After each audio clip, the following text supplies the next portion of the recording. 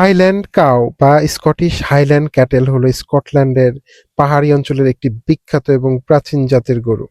এদের চমৎকার ও অন্যান্য বৈশিষ্ট্যের জন্য এরা বিশ্বজুড়ে অত্যন্ত জনপ্রিয়। এই জাতের গরু মূলত স্কটল্যান্ডের রুক্ষ ও ঠান্ডা পাহাড়ি এলাকায় দেখা যায়। হাইল্যান্ড কাউ এর সবচেয়ে বড় আকর্ষণ হলো এদের শরীরের ঘন ও লম্বা পশম। এদের দেহে দুই স্তরের পশম থাকে, ভেতরের অংশটি নরম ও পশমী, আর বাইরের অংশটি বেশ তৈলাক্ত। এটি প্রচণ্ড ঠান্ডা, বরফ এবং বৃষ্টি হতে এদের শরীরকে উষ্ণ রাখে। এদের চোখের উপর ঝুলে থাকা লম্বা চুলগুলো স্থানীয় ভাষায় ডোসান বলা হয়।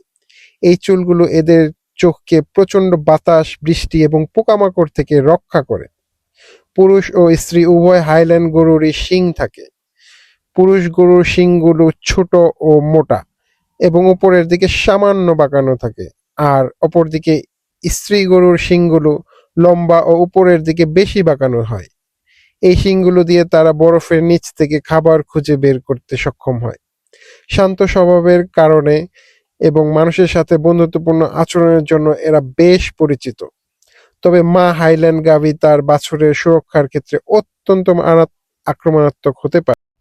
সাধারণ ঘাস বাদে অন্যান্য গরু খেতে পারে না এমন শক্ত ঝোপঝাড় ও আগাছা খেয়েও এরা বেঁচে থাকতে পারে। এরা দীর্ঘায়ুর জন্য উল্লেখযোগ্য। অনেক হাইল্যান্ড গাভী 18 বছরেরও বেশি বয়সে প্রজনন করতে সক্ষম এবং 15টি বাছুরের জন্ম দেয়। এরা চমৎকার মা। হাইল্যান্ডারের এই বহুমুখিতার কারণে মার্কিন যুক্তরাষ্ট্র, Canada, Australia, New Zealand, Norway, Sweden, Denmark, Finland, Germany, Austria, Holland, দক্ষিণ আমেরিকা এবং বিশ্বের অন্যান্য দেশে এর রপ্তানি ব্যাপকভাবে বৃদ্ধি পেয়েছে।